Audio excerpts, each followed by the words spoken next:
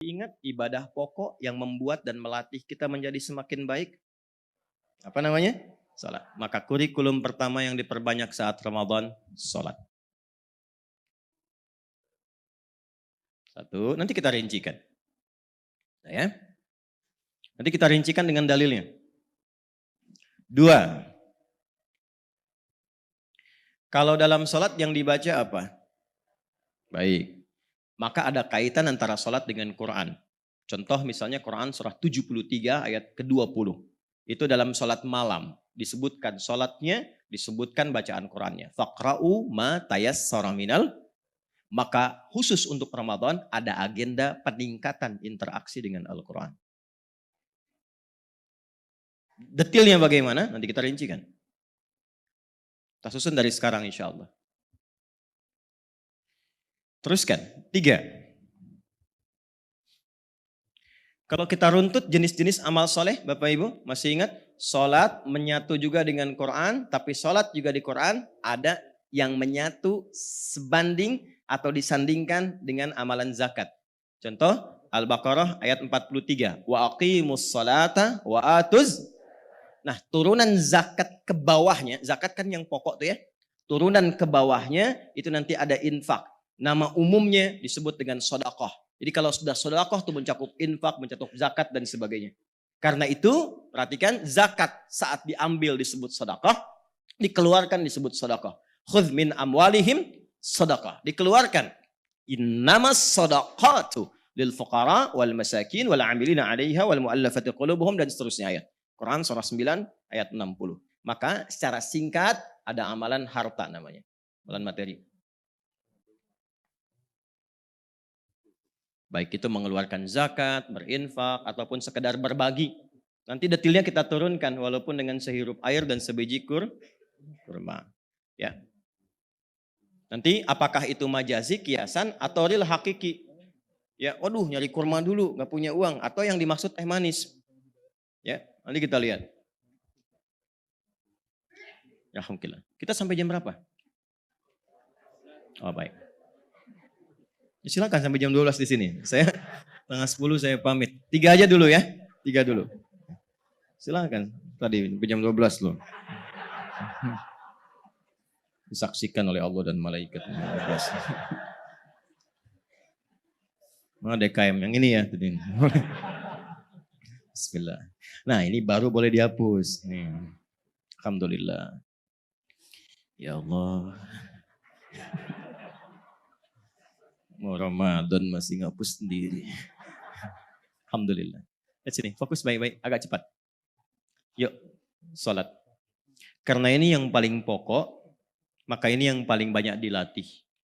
Dan terkait erat dengan penentuan keberhasilan puasa. Langsung kita naikkan ke atas dalilnya. Saya cepat saja. Man qama Ramadana imanan wahtisaban ghufira lahu ma taqaddama min dzambi. Rawahul Bukhari. Perhatikan baik-baik. Ini hadis ini viral.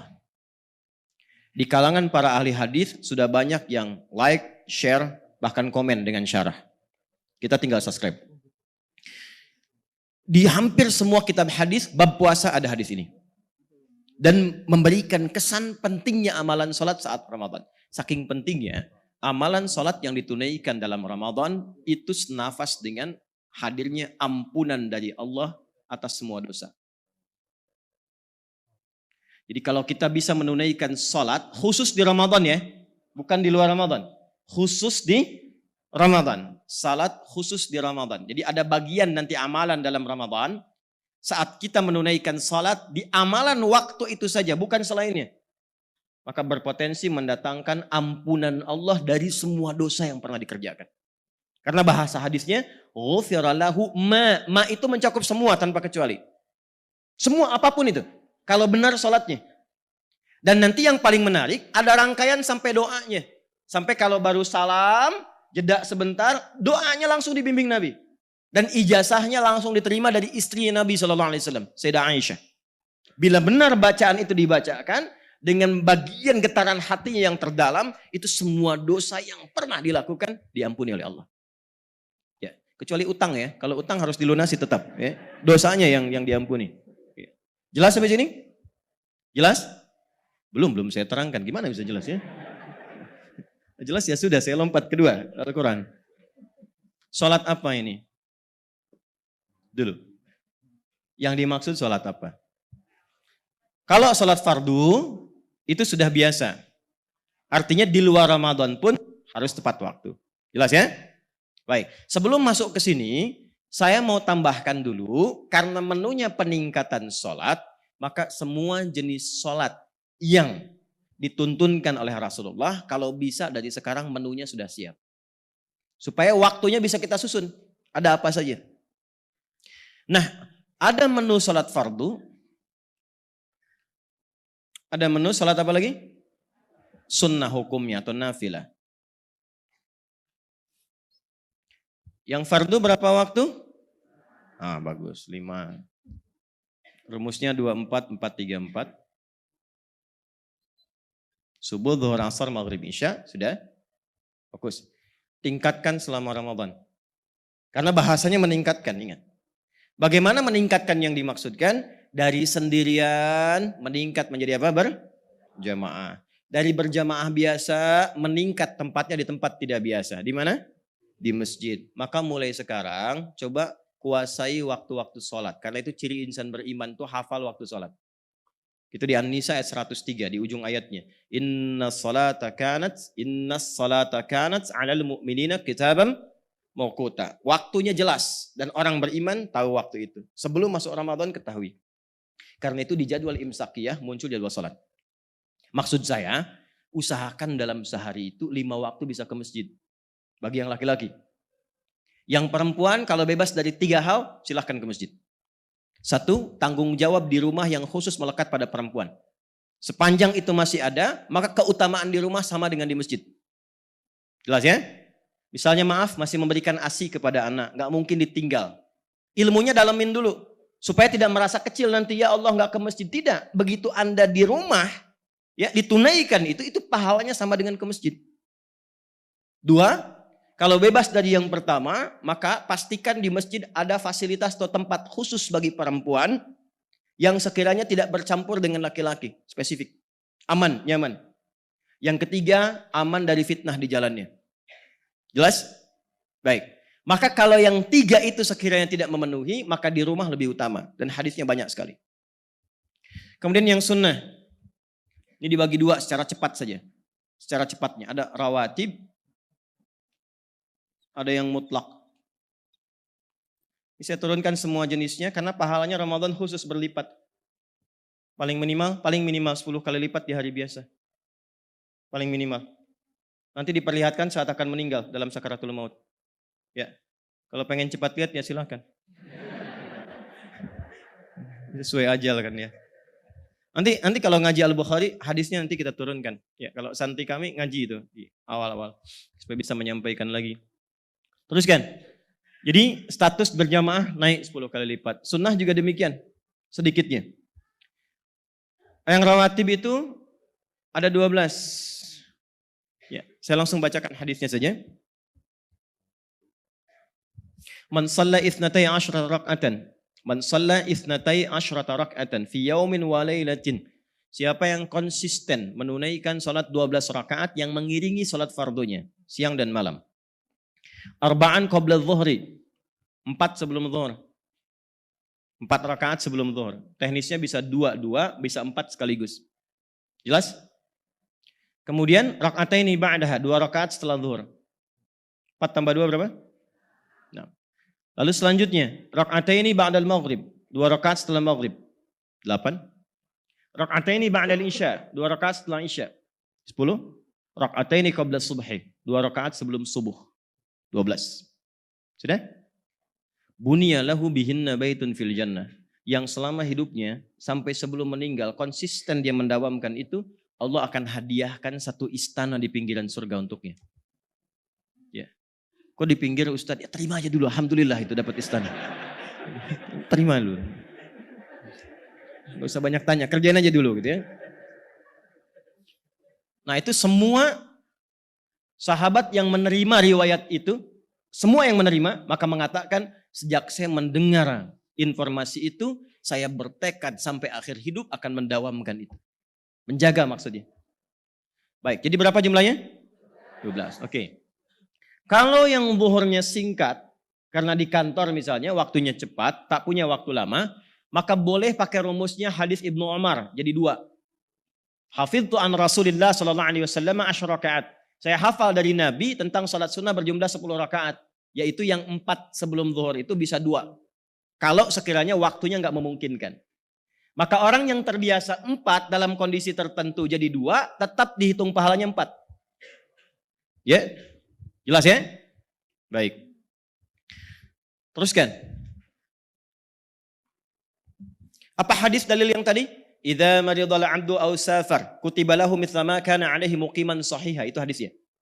Jika ada seseorang itu punya uzur atau dalam safar dan tidak memungkinkan mengerjakan amalan biasa yang ia rutinkan, maka pahalanya tetap dituliskan sempurna. Antum ada yang ta'lim kan gak semua dari sini kan? Mungkin ada yang safar dari jauh kan? Baik, begitu dia safar ke sini mau pulang, dia jamak qasar. Zuhur dengan asar. Karena qasar 4 jadi 2 kan? Asar 4 jadi 2. Dijamakkan, disatukan, ditakdim. Tunaikan di zuhur 2, 2. Itu walaupun ditunaikan 2 pahalanya 4. Ya. Jelas? Dan tidak harus menunaikan sholat sunnah lagi. Ya jangan terlampau soleh. Yang fardu aja dikosor kan 2. Paham nggak? Yang wajib aja kan dikosor. Jadi jangan terlampau soleh. Maksudnya begini, kalau Anda terbiasa sholat sunnah dan waktu itu nggak sempat, itu pahala sunnahnya pun dituliskan. Nggak pakai dituliskan. Ini cara ngajinya begitu. Nah, sekarang khusus untuk perempuan. Laki-laki nggak usah ikutan. Bagi yang perempuan, hadisnya bisa dimaknai begini. Dalam keadaan suci. Perempuan banyak mengaji, banyak menunaikan ibadah sunnah. Itu saat haidnya dituliskan semua pahalanya. Walaupun tidak mengerjakannya. Gitu. Maka sebelum datang masa menopause-nya, perbanyak itu. Karena kasih Allah menjadikan sekalipun dalam keadaan gelisah, tidak normal secara psikologis, tapi pahala mengalir. Dan itu masanya terbatas. Itu hanya untuk perempuan. Nanti yang laki-laki kalau pas pengajian bapak-bapak saya sampaikan ya, yang khusus. Ini motivasi dulu. Yang mutlak apa saja? Yang mutlak itu ada yang bersanding dekat waktunya dengan waktu salat fardu, ada yang terpisah jauh. Yang agak dekat, syuruk. Syuruk itu masih rangkaian dalam salat duha. Jadi duha itu ada 3 waktu. Awal waktu, pertengahan waktu, akhir waktu. Akhir waktu menjelang zuhur. Paling gampang awal waktu, ya itu disebut dengan syuruk. Naiknya mataharinya disebut dengan isyraq. Pas di posisinya disebut dengan masyrik. Lewat dengan gambaran satu tombak bayangan yang sama ya tingginya ya, dari bayangannya itu masuk kategori syuruk awal namanya. Di waktu fajar, syuruk awal. Perhatikan baik-baik, fokus. Ini syuruk ini adalah nama lain dari awal waktu duha. Jelas? Kalau dikonversi paling gampangnya 1 jam setelah waktu subuh lah. Paling gampangnya begitu. Ya, paling cepatnya. Jadi kalau sekarang misalnya 4.35 ya kurang lebih misalnya 5.40 sudah masuk ke syuruk. Jelas? Ambil 1 jam lah. Kalau mau misalnya mau sedikit dinaikkan, boleh tambahkan 15 menit lagi atau 30 menit. Apa hadisnya keutamaannya? Man shallal ghadata fil jama'ati thumma yaq'udu yadhkurullaha thumma yusalli rak'ataini. Siapa yang menunaikan salat berjamaah, salat subuh, jamaah syaratnya. Kenapa disebutkan jamaah? Punya 2 arti. 1, menekankan ke masjid bagi yang laki-laki. Yang kedua, bagi yang punya uzur tak mampu ke masjid seperti perempuan atau yang lain yang misalnya laki-laki, ada uzur yang syar'i, yang terbiasa tapi tak mampu, minimal jamaah. Lalu dia duduk setelah itu berzikir. Ya, zikir itu banyak, sambil baca Quran itu zikir. Quran disebut zikir. Quran surah 15 ayat ke-9. Inna nahnu nazzalna dzikra. Sambil kalimat thayyibah, subhanallah, alhamdulillah, zikir pagi dibaca dan seterusnya sampai muncul syuruk. Itu zikir. Quran surah 4 ayat 103. Fa idza qadaitumus salata fadhkurullah. Ya. Atau apalagi berdoa, perbanyak doa, itu zikir. Quran surah ke-7 ayat 205. atau ikut kajian. Itu zikir, ya, termasuk bagian dari zikir umum. Quran surah ke-3 ayat 191. Alladzina yadhkurunallaha qiyaman wa qu'udan, ya, wa 'ala junubihim. Itu kalau dikerjakan sampai tiba waktu syuruk, salatnya 2 rakaat. Fakana 'alaihi ka ajri hajjin wa umratin. Maka dia dapat pahala senilai haji dan umrah. Sempurna, sempurna, sempurna. Jenis pahalanya. Ramadan ditunaikan 2 kali lipat. Duha pertengahan bisa sampai 4 rakaat. Ini yang pengganti zikir seluruh tubuh. Dan ini yang mempercepat hadirnya rizki terbaik dari Allah. Duha pertengahan. Kalau sekarang dikonversi sekitar 7:30 lah. Ya, sampai jam 10-an kurang lebih. 4 sampai 8 rakaat bisa. Akhir duha menjelang dekat ke zuhur. Ya, kurang lebih 10:30 sampai 11:30-an tuh, itu akhirnya. Jelas? Masuk lagi lanjut. Zuhur sudah kan ya? Sebelum dan setelahnya ada asar. 4 rakaat sebelum asar. 4 rakaat sebelum asar. Karena sebelum itu bahasa Arabnya qobla. Ya, kalau disambungkan qobla sholatil asar. Sebelum sholat asar. Kalau dibuang sholatil asarnya, maka diikutkan dengan ya, ditambahkan dengan ta, disebut qobliyah.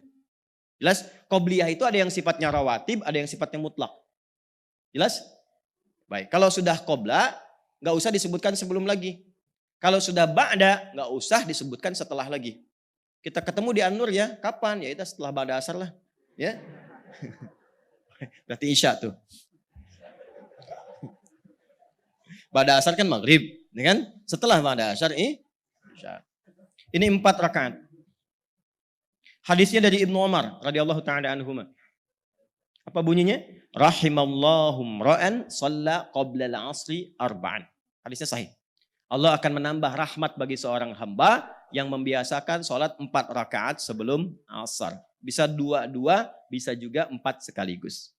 Jelas? Kemudian lanjutkan. 2 rakaat sebelum isya. Itu mutlak masuknya. 2 rakaat sebelum isya. Kalau 2 rakaat sebelum maghrib itu kurang disukai. Karena maghrib itu waktu singkat. Waktu yang sangat singkat. Ya, makanya kalau di Timur Tengah, apalagi Ramadan, itu setelah azan biasanya langsung iqamat. Karena waktunya padat sekali. Di madzhab Maliki bahkan gak ada salat sunnah kalau sebelum maghrib itu. Jadi begitu azan langsung iqamat. Kenapa? Karena maghrib ke isya waktunya padat. Dikhawatirkan kalau ada orang terlambat belum maghrib, ya mau mengejar dia dalam transit atau berperjalanan, justru kepadatan itu menjadikan dia terlambat nantinya. Ya, jadi kalau sebelum maghrib itu jarang ditunaikan kecuali untuk alasan tertentu. Misal di masjid sudah qomat, orang belum pada datang. Belum cukup syaratnya jamaah. Maka boleh silahkan tunaikan 2 rakaat sebelumnya untuk menunggu. Termasuk di Masjidil Haram, karena pahalanya banyak, nunggu yang tawaf rapih dulu, itu masih bisa ditunaikan. Jelas?